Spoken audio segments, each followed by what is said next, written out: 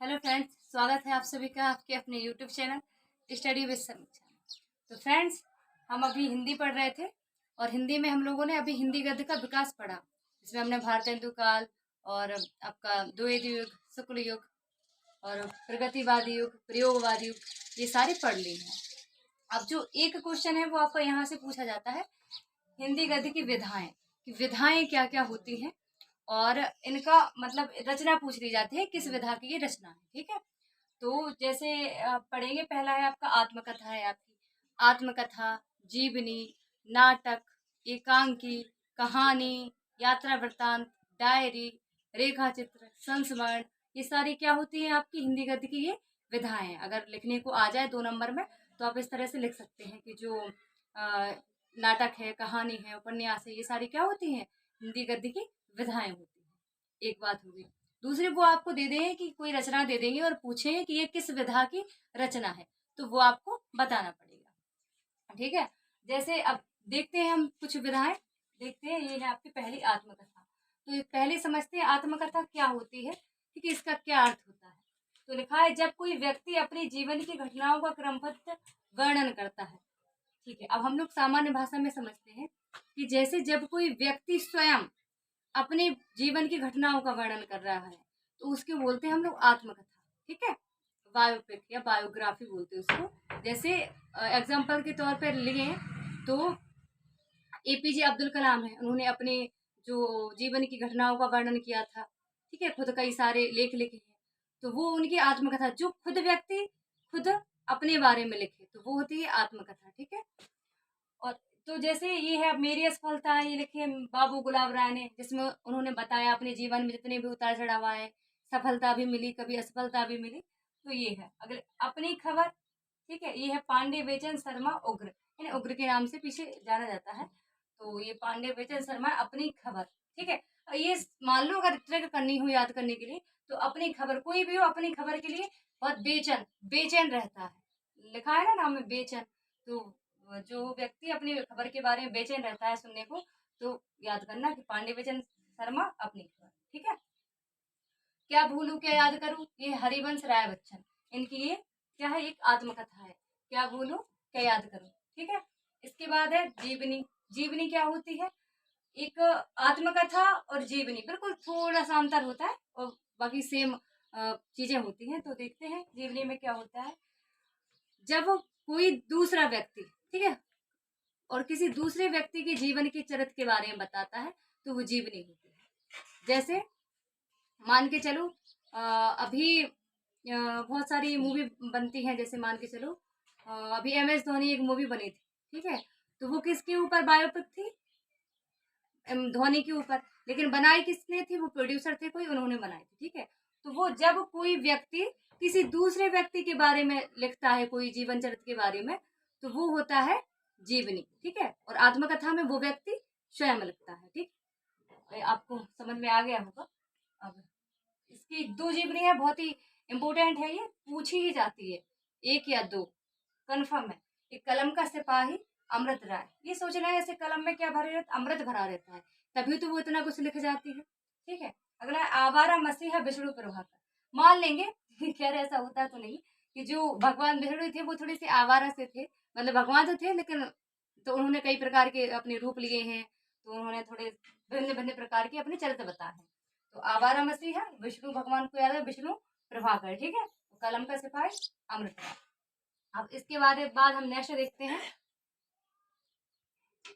तो फ्रेंड्स, अब हम रेखा चित्र के बारे में पढ़ते हैं। रेखा चित्र क्या होता है, आपने अगर छोटे रूप में समझे तो आपने जब छोटे होगे आप, तो जो पुस्तकें नहीं आती थी उनमें कहानी लिखी होती थी और साथ में चित्र भी दिए जाते थे। तो बिल्कुल भावात्मक लगता था वो चीजें कि हाँ प्रेजेंट में हूँ। जब कोई व्यक्ति चित्रों के माध्यम से कोई कहानी बताता है तो उसको रेखा चित्र बोलते हैं, सीधी सी आसान सी भाषा में। ठीक है, तो रेखा चित्र में मैंने इसकी परिभाषा नहीं लिखी, समझा दिया क्योंकि इतना समय भी नहीं है, बस समझ लो आप लोग। और रेखा चित्र आपके 2 इम्पोर्टेंट है, एक है अतीत के चलचित्र, इसमें भी चित्र है इसमें भी चित्र है, थोड़ा सा ध्यान रखना।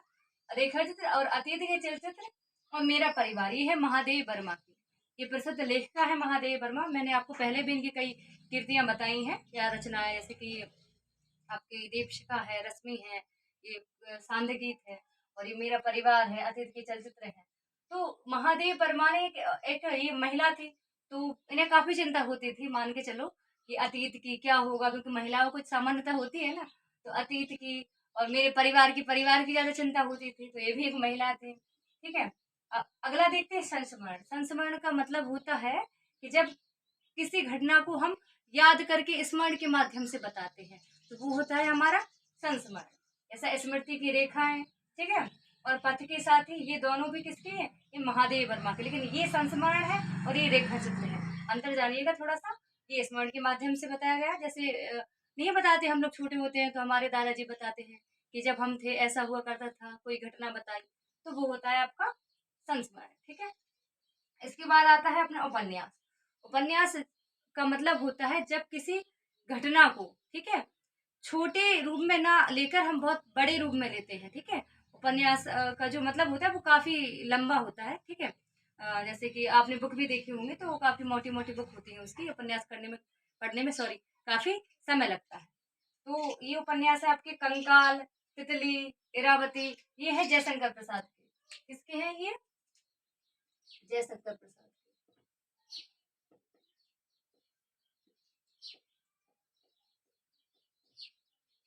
ठीक है फ्रेंड्स, तो ये जयशंकर प्रसाद के उपन्यास है। और ये जो इरावती है ये अपूर्ण है, मतलब उनका पूरा नहीं हुआ था, ये अपूर्ण है। अगर पूछा जाए कि जयशंकर प्रसाद के एक ऐसे उपन्यास का नाम लिखो जो अपूर्ण है, तो उसका नाम है इरावती, ठीक है। उसका कंकाल भी है, तितली भी है, ठीक है।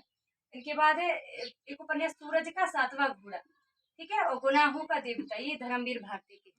ये पुरुष है, महिला नहीं है। पहले हम भी कई बार कंफ्यूजन हुई है थोड़े से। तो ये सूरज का सातवां घोड़ा और गुनाहों का देवता, ये क्या है? उपन्यास है। अब इसके बाद हम लोग पढ़ते हैं थोड़ा सा प्रेमचंद के बारे में, क्योंकि प्रेमचंद काफी उपन्यासकार के उपन्यास कर्ता के रूप में बहुत विख्यात है। तो अब हम इनको देखते हैं, ठीक है फ्रेंड्स। उपन्यासों में हम लोग देखते हैं, तो आपकी कर्म भूमि है, रंग भूमि है, कायाकल्प और निर्मला, गोदान, गवन, प्रेमचंद के। ये किसके उपन्यास है? प्रेमचंद के। ये ज्यादा इम्पोर्टेंट है, गोदान और ये गवन, ठीक है। ये बहुत ज्यादा आपके इम्पोर्टेंट है। ये सारे जो उपन्यास है ये प्रेमचंद ने लिखे हैं, ठीक है।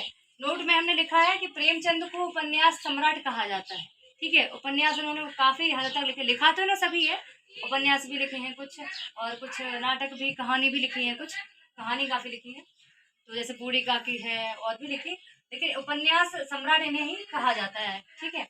इसके बाद देखते हैं हम लोग नाटक। नाटक तो आप लोग जानते होंगे, जो आप लोगों ने टेलीविजन पर आप डेली देखते होंगे। वो नाटक होते हैं कि कोई किसी एक एक पॉइंट को आप वो पकड़ करके पूरी कहानी लंबी खींचते जाते हैं, समझ में? तो उसको नाटक बोलते हैं, ठीक है। नाटक का जैसे चंद्रगुप्त मौर्य है, आता भी है, देखा होगा, लिखा भी है, कई लेखक हैं जिन्होंने लिखा भी है, ऐसे आता भी। हाँ, मैंने देखा है एक दो बार टेलीविजन पे। तो चंद्रगुप्त मौर्य है, स्कंदगुप्त है, अजातशत्रु है, ये सारे एक ही उसके हैं, आप लोगों को पता हो तो। एक ही काल के राजा हुए, और जयशंकर प्रसाद ने लिखे हैं इन तीनों नाटकों को, ठीक है। तो इसलिए मैंने अलग अलग नहीं किया, जयशंकर प्रसाद के नाटकों को ही रहने दिया, ठीक है, सॉरी। इसके बाद हम लोग लेते हैं एकांकी। अब अंतर क्या होता है नाटक में और एकांकी में? जो आपका नाटक होता है वो थोड़ा सा लंबा चलता है, समय सीमा उसकी थोड़ी ज्यादा होती है, और एकांकी एक अंक में समाप्त हो जाती है। जैसे मान के चलो कोई हाँ हाँ, तो फिर अब हम लोग समझ रहे थे कि नाटक क्या होता है। तो नाटक में व्यक्ति के आरंभ से लेकर अंत तक बताया जाता है, ठीक है, और समय सीमा बड़ी होती है। और एकांकी क्या होती है? जैसे हम लोग देखते हैं ना सीआईडी वगैरह, तो कोई एक टॉपिक ले लिया जाता है, उसकी पूरी रिसर्च करके 1 घंटे में पूरी कहानी खत्म कर दी जाती है, तो वो होता है एकांकी। और नाटक थोड़ा लंबा चलता है। एकांकी की जो प्रसिद्ध है वो है लेखक आपके राम कुमार वर्मा है, ठीक है। वो दीपदान लिखा है, पृथ्वीराज की आंख है। दीपदान आप लोगों ने 9th में पढ़ी होगी। दीपदान एक धाय माँ के बारे में स्टोरी है, जो राजपूत उसके घराने की होती है, राजस्थान की, जो अपने जो बच्चा है उसको, मतलब उसकी ना सोचते हुए भी अपने सिंहासन के लिए या अपने राजपाट जो है अपनी जनता के लिए अपने बच्चे को त्याग देते हैं। तो ये हो गया आपके दीपदान। इसके बाद है आपका यात्रा वृतांत।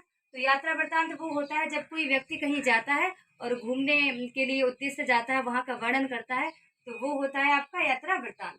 और यात्रा वृत्तांत में आपके सबसे प्रसिद्ध जो लेखक है वो आपके राहुल सांकृत्यायन हैं। ठीक है, एक यात्रा वृत्तांत पैरों में पंख बांध कर रामरक्ष बैनीपुरी का है, और एक घुमक्कड़, और ये घुमक्कड़ शास्त्र और मेरी तिब्बत यात्रा एक इसकी राहुल सांकृत्यायन। तो फ्रेंड्स आज के लिए इतना काफी है, धन्यवाद।